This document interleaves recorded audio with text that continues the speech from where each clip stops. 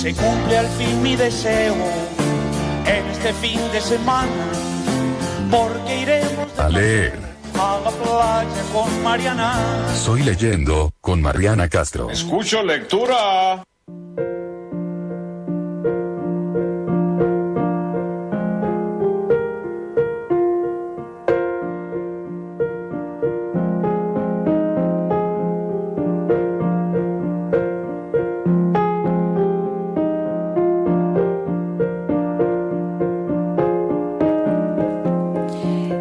Los últimos 20 minutos, 25 de modo random de este lunes, hablamos de Soy Leyenda en el bloque pasado con Martín Morales y las películas de contagios y de epidemias y de pandemias y de cosas, la cosa sana, digamos. Sí. Y recibimos a Mariana Castro con Soy Leyendo, bien, que viene por ese bien. lado también, me parece. Aplausos. Hola, Mariana. Hola, Mariana. Bienvenida. Buenas. Bienvenida. Sí, voy a continuar. Decíamos recién, no se puede hablar de otra cosa en este lunes que nos sorprende así en pseudo cuarentena, digamos, ¿no? Y todavía estamos en ese límite donde somos responsables, estamos tranquilos, pero un cachito Nos para podemos joder reír hay. un poco, sí, Con sí, hay un margen margen para joder hay. Vieron como el meme ese que dice, hace una semana me hablas del coronavirus, juá, ahora ya esto, ¿no? Todavía lo estamos mirando con un poquito más de aflora seriedad. una sonrisa. Sí, bueno, traje literatura. Recién escuchaba que hablaban de las pelis, ahora vamos a hablar un poco de literatura para conocer un poco esta estructura también de las novelas de anticipación, podríamos decir, con algunas con un poco más de presencia de ciencia ficción, algunas simplemente anticipando estos futuros caóticos, podemos decir. Ya no tan futuros. Ya no tan futuros. Es como cuando uno mira los Ya no capítulos tan- de Black Mirror, ¿viste? Claro. Que estás como, Claro. esto puede pasar pronto. Había un digamos. cartel en una movilización, creo que era en España, que decía, este capítulo de Black Mirror no me gusta. Sí, lo vi, muy bien, no lo vi. Tal cual, uno empieza a inquietar. ¿Por qué? Porque hay muchas figuras que las vemos en la realidad. En primera instancia, la figura del poder, el gobierno, el Estado, los que tienen el poder, los pocos que tienen el poder y empiezan a manejar la situación, o se empiezan a crear estas teorías conspirativas, ¿verdad? Claro. En la literatura es muy, muy fuerte esa presencia. Después también está el factor del manejo de la información. Los medios de comunicación o esta manera de entretener a la población mientras por detrás se van planeando estos planes, valga la redundancia, secretos, podríamos decir. Y luego la resistencia. Digamos, esos son los elementos que más o menos Excelente. se repiten en muchas novelas de ciencia ficción. Siempre hay un grupo que se resiste, que va en contra de lo que del mandato, digamos, social, de lo que se está pidiendo para la población. Siempre hay un grupo que va por detrás, ¿no? O que encuentra esos espacios de emancipación, podríamos decir. Imaginar el futuro es cuestionar el presente. A mí esa frase me encanta, la leí alguna vez, no sé muy bien dónde, pero siempre la utilizo para hablar de la ciencia ficción y para que la ciencia ficción en primera instancia se consideró una novela de entretenimiento, digamos, ¿no? Como pasatista, no se le daba mucho valor. Pero siempre que estamos imaginando el caos que se va a venir, estamos cuestionando qué estamos haciendo ahora para llegar o para no llegar a eso. Y en este momento me parece que más que nunca Estamos a dos paradas, tenemos ¿no? que estar pensando en eso, ¿sí? Sí, sí.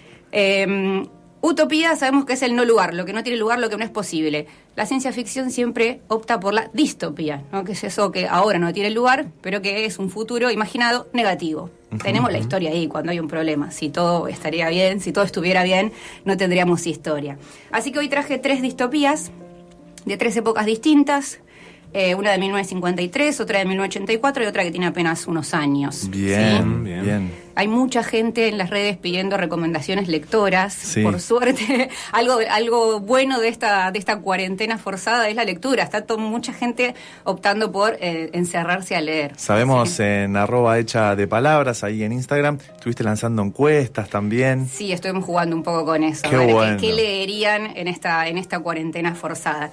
Por lo mismo que decíamos, no sabemos que la cuarentena es privilegio de algunos pocos, pero bueno, hay que también tratar de ponerle un poco de onda a esta situación. En primer lugar traje un clásico, Fahrenheit 451, novelón de Ray Bradbury, estadounidense, de 1953, como decíamos.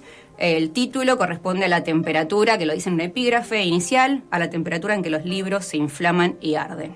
¿Sí? Tenemos acá un protagonista, Montag, que es un bombero, pero es un bombero a la inversa. Él no apaga incendios, sino que los genera.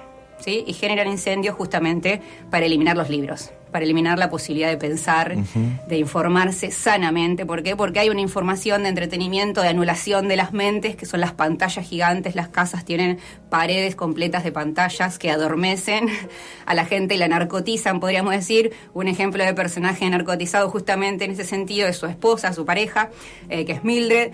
Y tenemos otros personajes que van apareciendo y que van empezando a sacudir el avispero, podríamos decir, ¿no? A hacerlos ver que hay otra realidad, ¿sí? Está, por ejemplo, una joven Clarice que empieza a conversar. Conversar no es algo que se acostumbre en esta ciudad, en este futuro.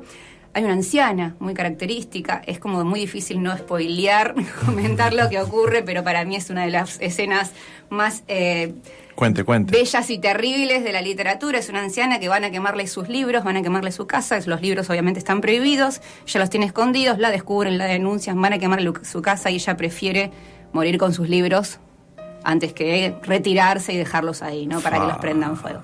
Sí, me parece genial. Y en ese mismo momento también se produce como la situación que despierta el resto de la novela, que es justamente Montag, el protagonista, se le cae un libro en las manos, lee una línea, cosa que está prohibida, y decide guardárselo, ¿no? Y ahí, bueno, se desencadena el resto de la novela. También hay una resistencia que va a aparecer más adelante y que va a generar esto que llamamos los hombres libros, ¿no? Que se ha utilizado a lo largo de la literatura y en las conversaciones cotidianas, digamos, hombres que a través de la memoria van a hacer que resistan los libros. No voy a contar más nada, léanlo, es un novelón. Conté un montón igual. Conté un montón, pero bueno, está la memoria, la literatura, el conversar, el comunicarse realmente y sinceramente con el otro, como una de las posibilidades para que el mundo subsista, podríamos decir. Tremenda la figura. Tenés? Ay, perdón. Entonces al mismo tiempo. Hagamos la pregunta al mismo tiempo. Esta es edición de bolsillo, pero hay unas de Minotauro, como tiene toda la ciencia ficción, digamos, generalmente. Que son un poquito más caras las de Minotauro, pero esta de bolsillo es bastante accesible. Me gusta esa, tiene una foto de como una biblioteca, ¿no? Sí, en la como, portada. Sí. Está linda. En rojo. Traje un fragmento de cada una, no sé si estamos bien con el tiempo. Sí, por favor. El otro día me dijeron que estaba bueno, así que dije, vamos a seguir leyendo. Un fragmento de Fahrenheit 451. De este episodio que mencionábamos recién. Los libros bombardearon sus hombros, sus brazos, su rostro levantado. Un libro aterrizó casi obedientemente como una paloma blanca en sus manos, agitando las alas. A la débil e incierta luz, una página desgajada asomó. Y era como un copo de nieve con las palabras delicadamente impresas en ellas. Con toda su prisa y su celo, Montag solo tuvo un instante para leer una línea, pero esta ardió en su cerebro durante el minuto siguiente, como si se la hubiesen grabado con un acero. El tiempo se ha dormido a la luz del sol del atardecer. Montag dejó caer el libro. Inmediatamente cayó otro entre sus brazos. «Montag, sube». La mano de Montag se cerró como una boca, aplastó el libro con fiera emoción, con fiera inconsciencia, contra su pecho. Los hombres desde arriba arrojaban al aire polvoriento montones de revistas que caían como pájaros asesinados. Y la mujer permanecía abajo, como una niña, entre los cadáveres. Montag no hizo nada. Fue su mano la que actuó, su mano, como un cerebro propio.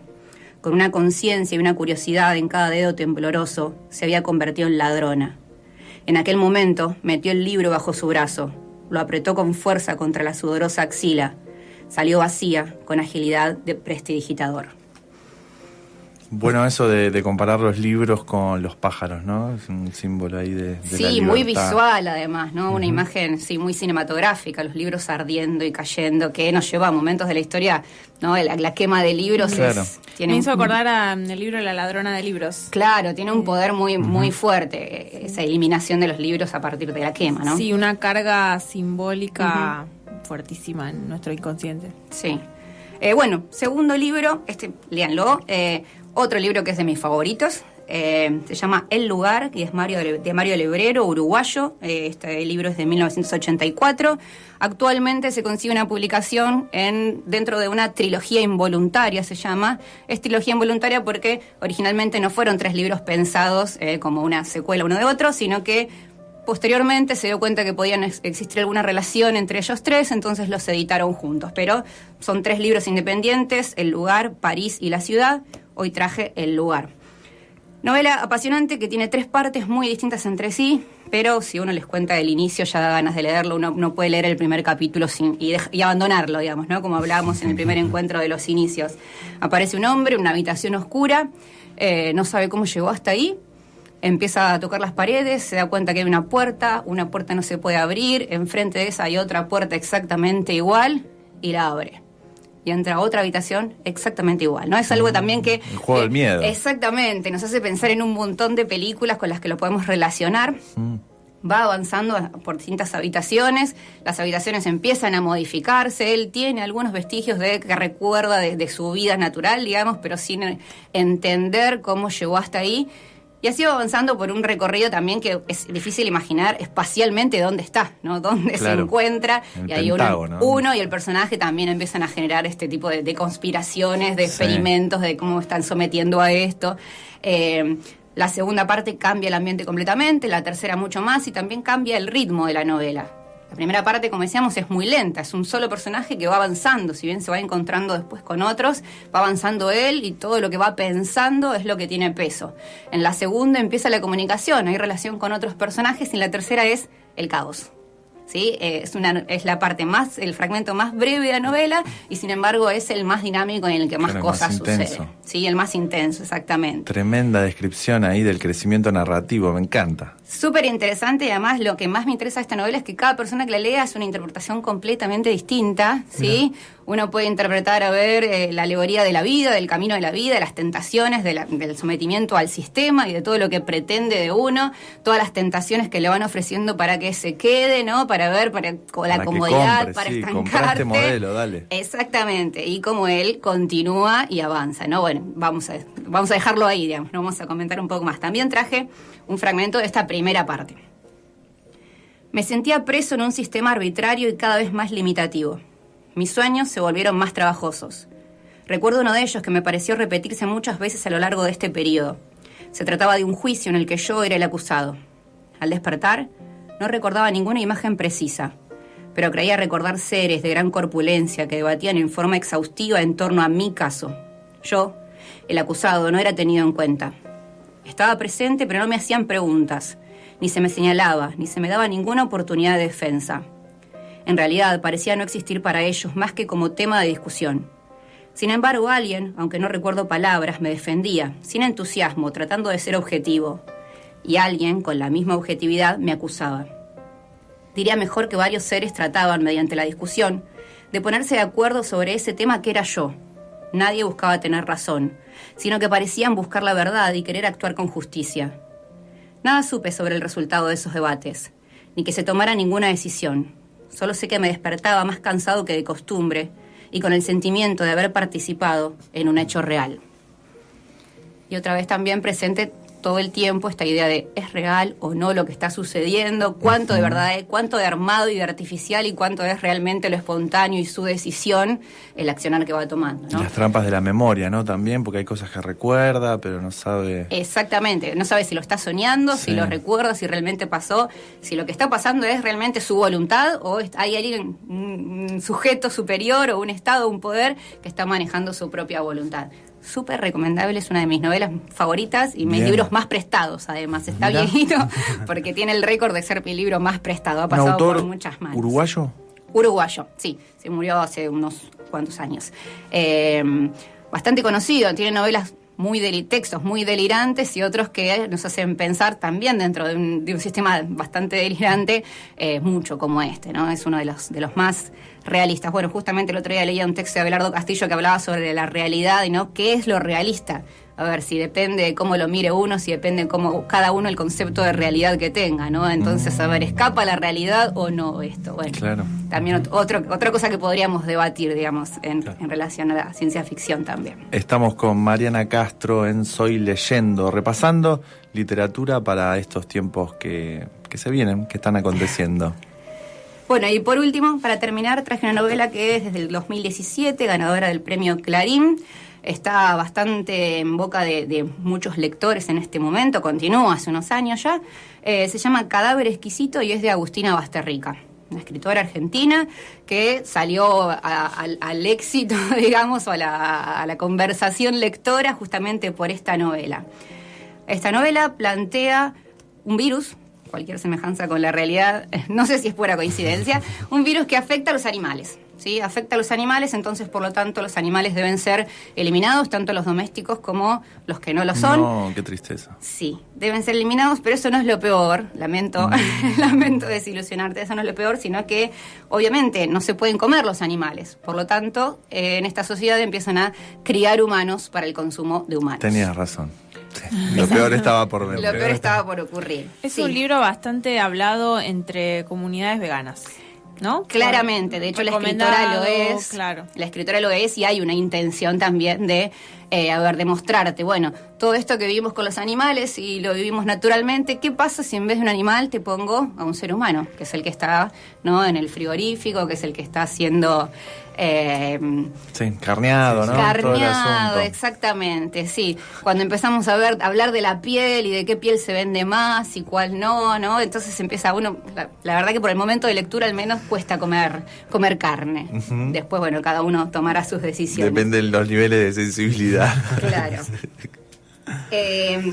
Está también una perspectiva de género muy presente, ¿sí? Por el tema de la reproducción, de utilizar a las mujeres o a las hembras, obviamente, porque hay una cuestión con el lenguaje. No se puede hablar de mujeres, de hombres, de humanos. Se habla de las carnes especiales, de las cabezas. El lenguaje humaniza, lo que se nombra existe y tiene entidad, entonces no hay que nombrarlos como personas. Ellos no son personas, ¿sí? Claro. Son las carnes especiales, ¿no? Y bueno, hay hembras que son utilizadas para reproducirse y también por la juventud que tengan, ¿no? Bueno, como sucede con los animales, claro. pero suena mucho más fuerte al verlo con seres humanos. Claro, la dualidad, por ejemplo, de la palabra riñón. Qué rico un riñón y me duele el riñón, son dos cosas distintas. Metele más limón al riñón, no. Bien, bueno, todas las carnes, todo el lenguaje que se genera en torno a estas carnes, a las pieles, a las reses, etcétera, el frigorífico, empieza a hacernos ruido cuando lo leemos de este modo. De hecho, conozco mucha gente a la que se lo recomendé y no lo puedo continuar leyendo porque da un poquito de impresión el recorrido por el frigorífico y cómo hablan de las partes humanas como materiales de consumo. Por ejemplo, a las carnes se les cortan las cuerdas vocales, porque si hablan ya están humanizados, digamos, claro. ¿No? La comunicación, la palabra como factor esencial para que una persona se transforme en carne de consumo, ¿sí? Y el conflicto principal de la novela se desencadena cuando al protagonista le regalan una hembra, así como un favor, como una devolución de favores, como un lechón para fin de año. Exactamente, te regalo esto, bueno, le regalan una hembra que está prohibido obviamente mantener a las hembras, a las carnes en la casa de uno, no son únicamente para consumo. Bueno, ahí podremos imaginar que se desencadena el conflicto de la novela y qué hace este hombre con esa hembra, esa carne que tiene en su casa. Tremendo. Un montón de cuestiones filosóficas, discusiones que están en la coyuntura actual, se desprenden a partir de esta novela, así que se las recomiendo también muchísimo. Traje un fragmento. Bien, vamos ahí. Dice: sale de la ducha y se seca apenas. Se mira al espejo, tiene ojeras. Él adscribe a una teoría de la que se intentó hablar, pero los que lo hicieron de manera pública fueron silenciados. Él solo, con mayor prestigio, que en sus artículos decía que el virus era un invento, tuvo un accidente oportuno. Él cree que es una puesta en escena para reducir la superpoblación. Desde que tiene conciencia se habla de la escasez de recursos. Recuerda los disturbios en países como en China, donde la gente se mataba por el hacinamiento, pero ningún medio abordaba la noticia desde ese ángulo. El que le decía que el mundo iba a explotar era su padre. El planeta va a reventar en cualquier momento, vas a ver, hijo. Estalla o nos morimos todos con alguna plaga. Mirá como en China ya se están empezando a matar por la cantidad que son, no entran. ¿Y acá? Acá todavía hay lugar, pero nos vamos a quedar sin agua, sin alimentos, sin aire, todo se va al diablo. Él lo mira con cierta lástima porque pensaba que decía cosas de viejo, pero ahora sabe que su padre tenía razón. La purga había traído aparejados otros beneficios, reducción de la población, de la pobreza, y había carne. Los precios eran altos, pero el mercado crecía a ritmos acelerados. Hubo protestas masivas, huelgas de hambre, reclamos de las organizaciones de derechos humanos y al mismo tiempo surgieron artículos, estudios y noticias que afectaron la opinión pública. Universidades prestigiosas afirmaron que era necesaria la proteína animal para vivir. Médicos confirmaron que las proteínas vegetales no tenían todos los aminoácidos esenciales. Expertos aseguraron que se habían reducido las emisiones de gases, pero había aumentado la malnutrición. Revistas hablaron sobre el lado oscuro de los vegetales. los focos de protesta se fueron debilitando y seguían apareciendo casos de personas que los medios decían que morían del virus animal. El calor los sigue sofocando. Camina desnudo hacia la galería de su casa. No corre aire, se acuesta en la hamaca paraguaya y trata de dormir. Recuerda la misma publicidad una y otra vez. Una mujer hermosa, pero vestida de manera conservadora, le sirve la cena a sus 3 hijos y al marido. Mira a cámara y dice: yo le doy a mi familia alimento especial, la carne de siempre, pero más rica. Todos ríen y comen. El gobierno, su gobierno, decidió resignificar ese producto. A la carne de humano la apodaron carne especial. Dejó de ser solo carne para pasar a ser lomo especial, costilla especial, riñón especial. Él no le dice carne especial, él usa las palabras técnicas para referirse a eso que es un humano, pero nunca va a llegar a ser una persona, a eso que es siempre un producto. Se refiere al número de cabezas a procesar, al lote que espera en el patio de descarga, a la línea de sacrificio que debe respetar un ritmo constante y ordenado, a los excrementos que deben ser vendidos para abono, al área de tripería. Nadie puede llamarlos humanos porque sería darles entidad. Los llaman producto o carne o alimento. Menos él, que quisiera no tener que llamarlos por ningún nombre. Cadáver exquisito de Agustina Bastarrica. Esa diferencia, ¿no?, entre humano, persona. Sí, las conspiraciones que empiezan a ocurrir, ¿no? Hay quienes piensan que todo esto fue para control poblacional y que es una gran mentira. Y también la cuestión de clases, que es lo que no mencioné antes, porque los que menos tienen, los más vulnerables, digamos, son los primeros que se empiezan a comer. Sí, nadie se imagina que van a primero a carnear a los burgueses. Claramente. Claro. Por mucho que nos gustaría. Exactamente. Enorme columna de la compañera Mariana Castro. Agradecidísimos estamos de tu visita. Muchas gracias a ustedes por recibirme a pesar de la situación y bueno, ahora ya me voy a encerrar a mi casa. Bien, bien.